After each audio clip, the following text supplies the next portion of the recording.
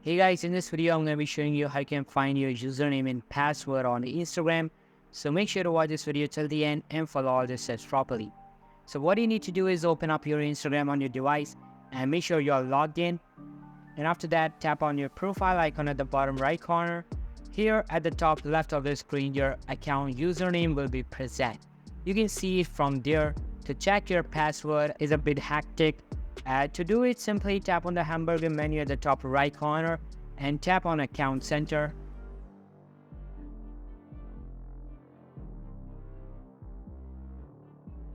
And now select the preferred account and tap on Privacy and Security.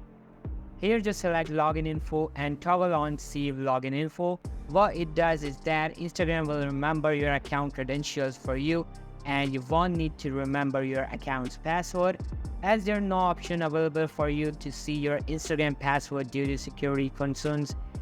You can also change your account's password, but only if you remember it. But currently there is no such option that lets you see your Instagram account's password. So that's all for today's video.